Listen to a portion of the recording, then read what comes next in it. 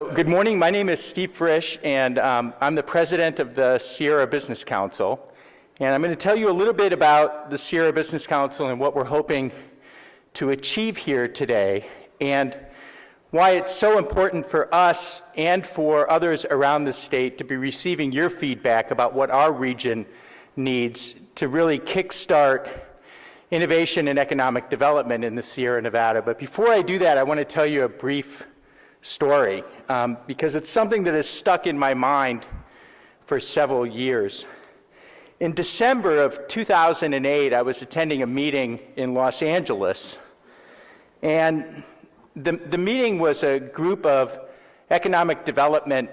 regional economic development entities from around the state of California. So the San Diego Economic Development Commission, Los Angeles, Central Coast, Valley Vision, the North Coast Rural Action Network, Sierra Business Council, Joint Venture Silicon Valley.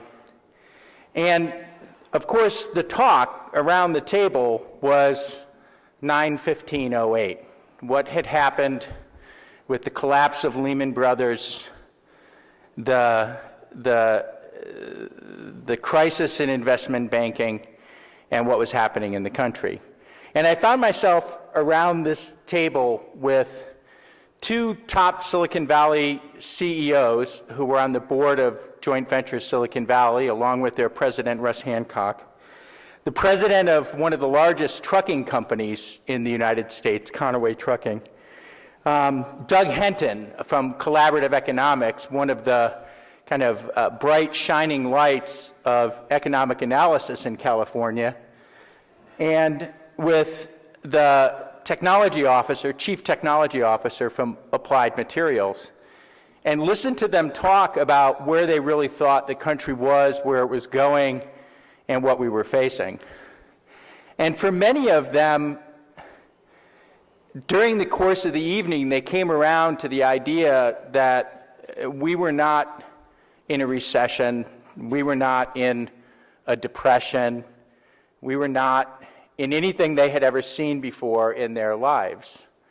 And over the course of the dinner, they began talking about it in the same words that the social scientist Richard Florida talks about it as the Great Reset, as essentially something that we have never experienced before, and that for many of the younger people in our society and who are in our economy, they've never seen in their lives either.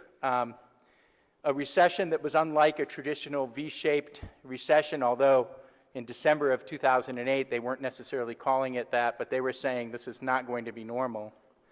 And an economic event that was relatively unparalleled in U.S. history. The simultaneous crisis in housing that had been going on since really the end of 2006 and beginning of 2007, the crisis in banking, growing debt and deficit, the continued reduction of manufacturing in the United States and the shift to a service-based economy, the growth of outsourcing and diminishment of middle-class jobs in the United States. And the consensus around that table at dinner was that not just the U.S. economy, but substantial portions of the level about 20% below global GDP that had been the norm and had been growing for the decade before. And I sat there and thought about that and thought, well, what is that going to mean to our society, our culture, our economy, access to jobs, how people work, what tools they need? And I think we've seen a lot of that beginning to play out now that we're in the midst of this new event. It's been almost 4 years, that's hard to believe, or 3 years. And I don't think there are very many people that see bright light on the horizon. There are a lot of issues that we still have to work through in order to see substantive change.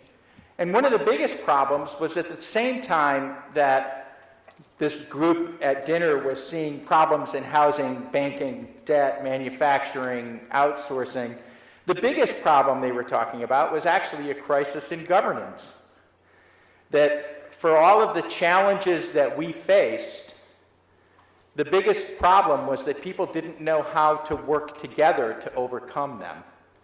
That government was essentially broken and had been broken for a while and was going to continue to be broken until we could figure out how to work together, how to create a joint set of values and principles that could drive an agenda that would help make some of the changes that we need to make.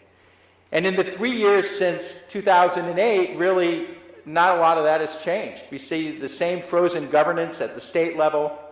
We see the same frozen governance at the federal level. And it reminds me that the reality is that if we're going to make a change, the change has got to come from the ground up, and it's got to come from us. It has to come from the local communities that are the drivers of change, that can actually get work done on the ground and demonstrate new models of doing business, of working together, and of healing and improving our civic infrastructure.